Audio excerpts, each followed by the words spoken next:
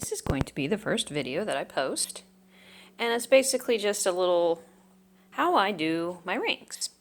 In order to do a lot of the dragon scaling that I'm working on, I need these little loop rings.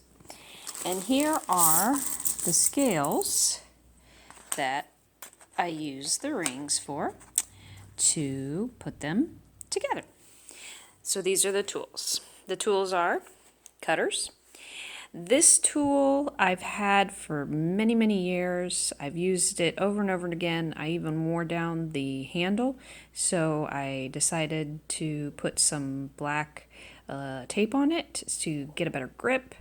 This is really, really good. You can see it has a little slit in the top, so you just kind of put it on there. It only does about, well, almost 3 inches of good rings, so it's not the tool that I use on a regular basis, but when I'm in a hotel room for work, this is what I use. This is the kind of wire that I use.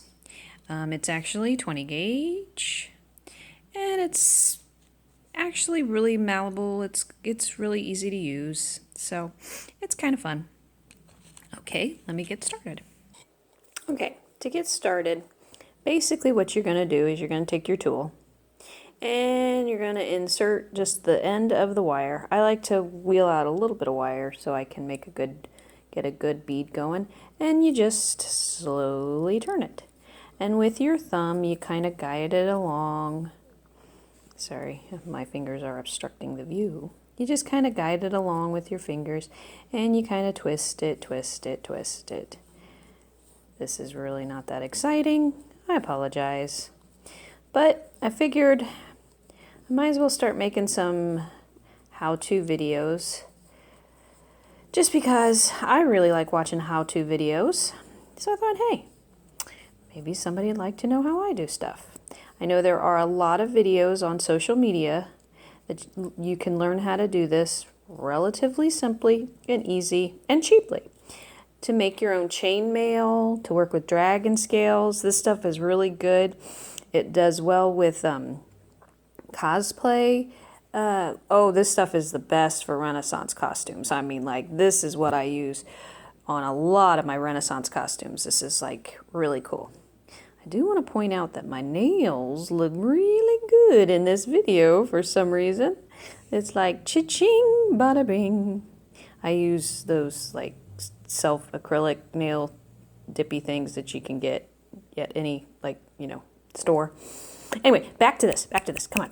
Focus. Okay, so back to this. So I'm going to take my clippers, clip, clip, clip, and I'm going to snip off the end. Now that I have this, it basically just turns into a spring. Ta-da! There's my spring. And I get my little catch-all, because you got to have your catch-all. And then I just go to the end and I just clip. Now that clipping is actually the most cathartic part of this. And it's really, really helpful. Keep an eye on where the end touches the blade before you clip it. I usually only clip one at a time. Sometimes I try to do 2, but then it just ruins the metal. And then you get like 1 bad ring instead of 2 good rings. And you just do this until your fingers are blistered and worn out and they just don't want to work anymore. These clippers I got at a fabric store. They are awesome. Rawr, rawr, rawr. So that is my simple 4-minute video on how to start and make your own jump rings. Da-da, da-da, da-da. And since I cut them just a little bit, they're already open. So when I do go to start my next project, which will be the linking of the actual dragon scales, which I get these dragon scales on Etsy. And the people that I get them on from Etsy are super fast. I will let you guys know probably in the next couple of videos when I start to do more dragon scale videos, which Etsy supply chain that I use.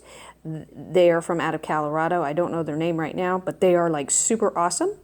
And I'll let you know how I link them all together and the patterns that I use so that I get the really cool dragon scale. On some of my other pieces that you might have seen on my Instagram, you might see that I do like the gauntlets. Those I actually crochet together. So I will also try to be putting up a video of that too. Basically what these videos are going to be are just like little quick how-tos. Nothing big. I know I have a lot of young little friends that always ask me about how I got started and how I do a lot of the stuff that I do, why I do a lot of the stuff that I do, and how I get started. So these are also videos for them when you're bored and you want to figure out a new hobby. It's always fun to go to the craft store. Thank you, and have a Ginger Snaps day.